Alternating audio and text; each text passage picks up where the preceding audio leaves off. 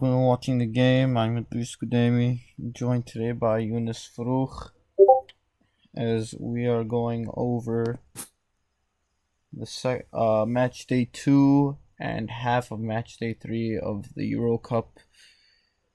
The most impressive team so far in the tournament, Italy, ended the group stage with a +7 goal differential, 9 points, and suddenly might be the favorites. They look a lot better than they did a couple of years ago. Yeah, they definitely do. And a huge part of that was their home field advantage. All three games they played in Italy. So their matchup against Austria will be in Wembley, so that would be a little bit more difficult for them. But they have, in the last 11 games, they have not given up a single goal. That is incredible, especially because a lot of people consider Italy an attacking team. They've outscored opposition 32-0 the last 11 games. I Yeah, I mean, mean, as you said, their defense has been stepping up big time. I mean, they have obviously the experience, Bonucci and Chiellini, but they also have youngsters like Spinazzola and Di Lorenzo. plus Immobile has been finishing the attacks with Insignia. I mean, right now they just look unbeatable. So it'll be really interesting to see how far they can go. For the most part, pretty easy group. Austria is not too hard either, but it'll start after that. We'll see if they can beat the rest of the teams. They're gonna have to play probably Belgium. Yeah, that probably the best match of the Euros. I mean, the top two teams in this Euro Cup going at each other. Wales got second place in the group. I was kind of surprised by that. I didn't think they were gonna be that good, but they've recaptured the magic they had in 2016.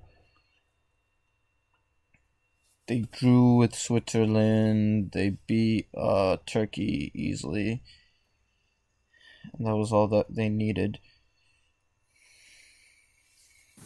I mean, they're gonna end up playing the Dutch, and they ended up winning all three of their group stage matches, and it's gonna be quite a challenge for them. Netherlands, a lot of people were pretty low on them. They did have an easy group, so people were like, "Oh, they should still win the group," which they did, 9 points pretty easily. But they've looked better than people expected. You know, Depay, the Depay Wijnaldum connection has been very good. Yeah, and also about that Netherlands team, their team is pretty experienced. I mean, they might look young and all, but I mean, they have as you said, a strong midfield and an attack, and then they also have De Ligt in the defense. So the Netherlands could stun some people. The only thing I'd be worried about is their defense was leaky against Ukraine, and they're still missing Van Dijk's obviously not playing. So maybe against a better team, that might be a problem. I Let's mean, for see. that first I game, think I don't know. I kind of thought it was just like I would say rust. I mean, it was the first game. We give them an excuse for that, but they stepped up ever since. And De Ligt missed the first game as well. that's true. I'm still their biggest test would be the round of 16 match because I'm pretty sure they play one of the Group F teams, Group of Death, obviously.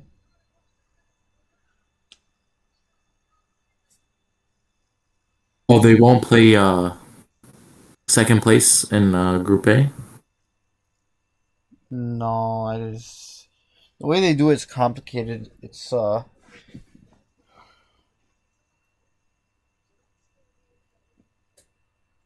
I'm not sure honestly. I mean, let me see. if I remember correctly. First place Group C plays third place Group F. So that would probably be Portugal.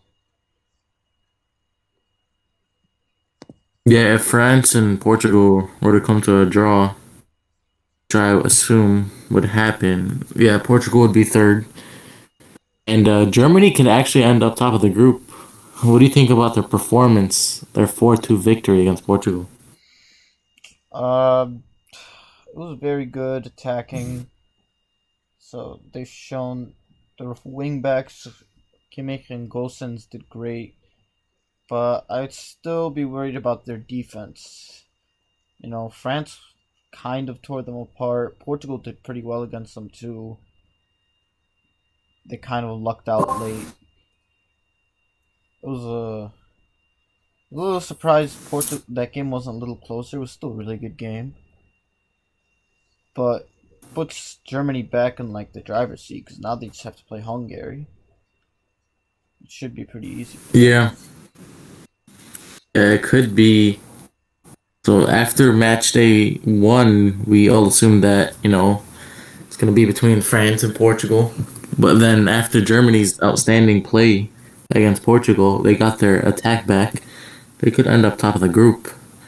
I mean, Hungary is a pretty decent defensive team, so it's going to be a good matchup to see how Germany's attack is going to end up against a solid defensive team.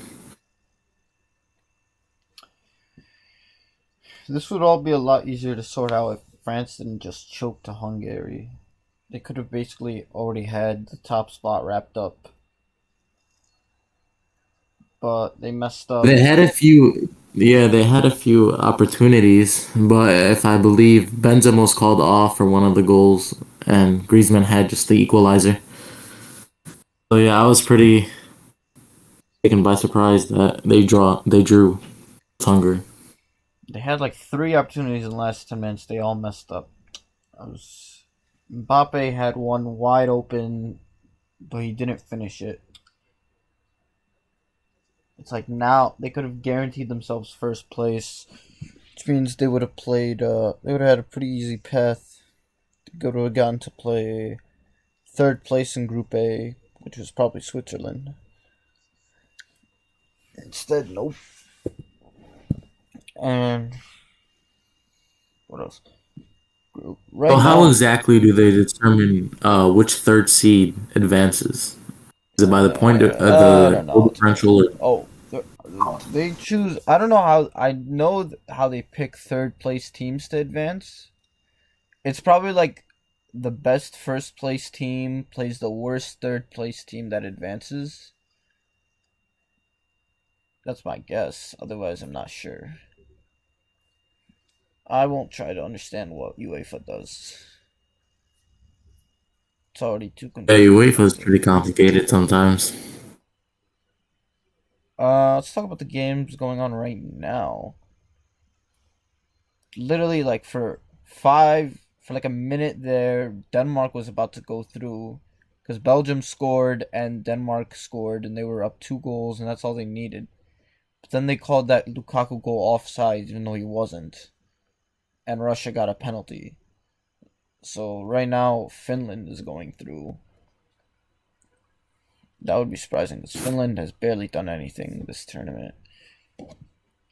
Yeah, Finland got lucky game one with what happened with Christian Eriksen.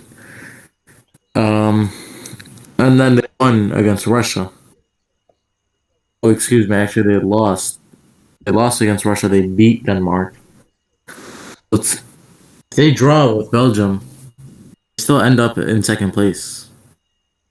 I mean, they're in a good position right now. That's all they need. Belgium doesn't even care either because as long as they don't lose, they're in first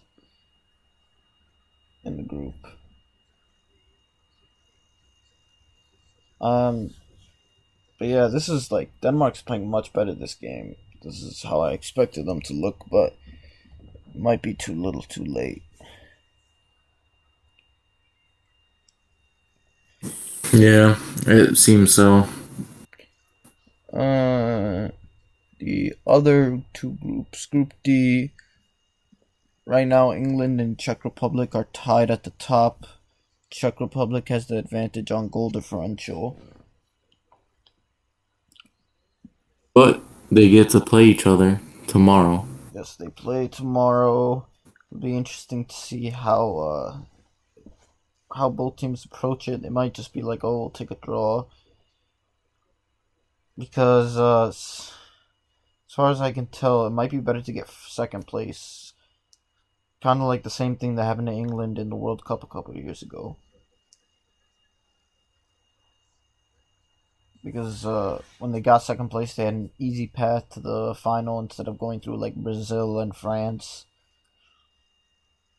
Yeah.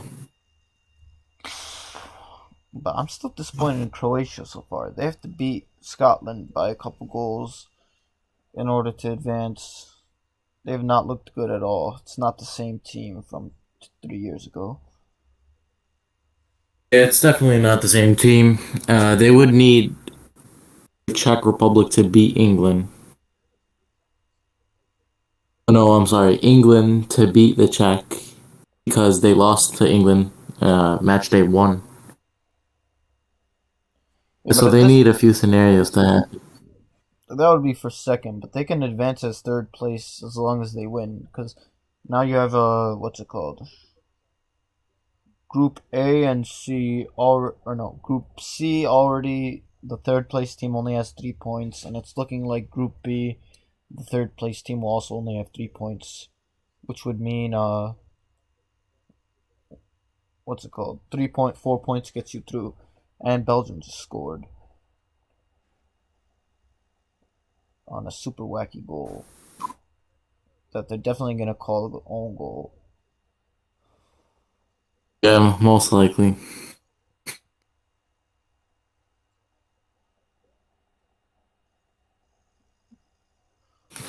They still shouldn't have taken away that Lukaku goal. It's totally a goal. Oh, that's tough for the goalie. They're definitely gonna call an own goal. Yeah. What do you think about Group E? I mean, Sweden is currently on top with 4 points, Spain and is Slovakia in second. choking hard. That's what I think. First of all, their coach is an idiot, and they're terrible. I mean, first of all, he left a bunch of good players, didn't pick them in the squad, and we're seeing the effects as they only have 2 points through 3 games. In a group, a lot of people were like, "Oh, they should win easily." It's interesting how they managed to draw against Poland. Lewandowski scored the equalizer. But man, we expected more from Spain. I get it, their team is pretty young, not that experienced, but and they're missing like key players such as Gerard Piqué, Sergio Ramos, a few more, but Hmm. Busquets is and in is we had high in expectations. COVID protocols apparently, but I don't think Busquets is gonna change much because he's not. The problem is finishing attacks. Yeah, Morata they finally should have scored had one Ansu. goal and then messed up after they missed the penalty. Gerard Moreno Yeah, everyone shenanigans. was hyped about Spain having Ansu Fati for his first tournament, but injury happened, so was not able to play in this tournament. Teams aren't. The teams need to stop. Like the managers need to stop overthinking their decisions too. Like England has scored Yeah, one I'm with goal. They you on haven't that. played Sancho once for some reason. Um, Portuguese manager keeps playing two defensive midfielders who can't play, who are super slow. Danilo and William Carvalho are really bad right now.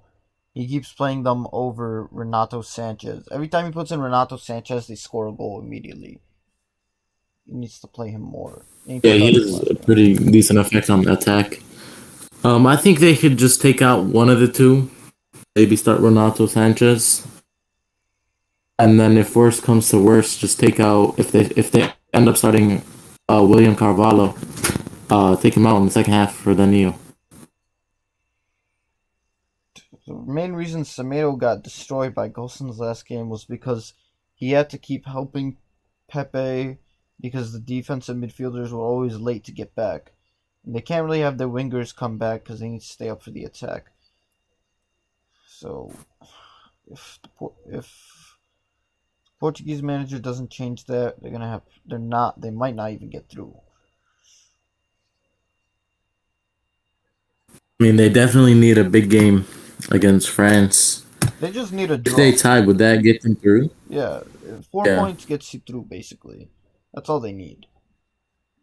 But I mean, I'm just worried they might not get that much. 3 points, then you're relying on tiebreakers. Yeah, I mean, if the Portuguese defense were Oh my god! barely gonna stop the German attack. Holy crap! Sorry, Denmark just scored an insane goal. Yeah, I just saw that. Oh my. But as I was saying, if the Portuguese defense if they can't even stop the German attack, I mean, France is even stronger. And we'll see how they do against them. If their coach Santos makes any decisions, starting 11, or just any tactical decisions.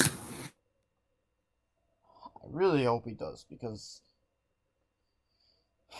I don't want to see This is a very talented Portugal team. They should definitely make it through.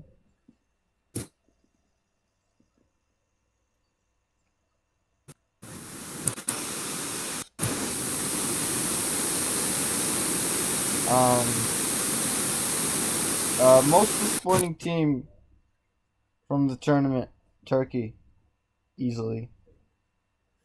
I thought they would make Definitely it through Turkey. their group. They scored one goal. Just like, I don't know what happened to them. They got absolutely rocked every game. The hype was too big for them. That's the thing. They played well before, like in the games leading up to the tournament. They were playing really well. And it was like Wales isn't that good. Switzerland is just average. You know, they could really make some noise. I don't know what happened. Pretty disappointing.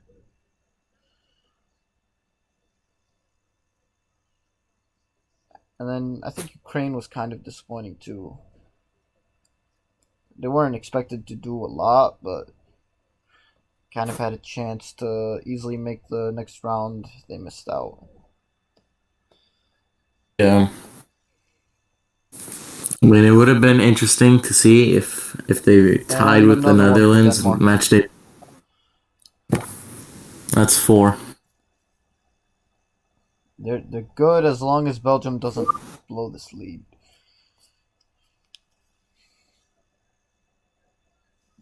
It's kind of a weak group. All three. It's going to be Belgium with 9 points, and then Finland, Russia, and Denmark all with 3. It's kind of funny. Any final thoughts on the end of the group stage? I'll say I'm very excited to see what happens. Well, I think Group D is just gonna end up Czech Republic. Czech Republic and England are gonna tie. Oh, and now Belgium scored 2, so Denmark's basically through. I think Czech Republic and England will tie. They'll get on top of the group. Croatia will be Scotland, so that they get third and they move on.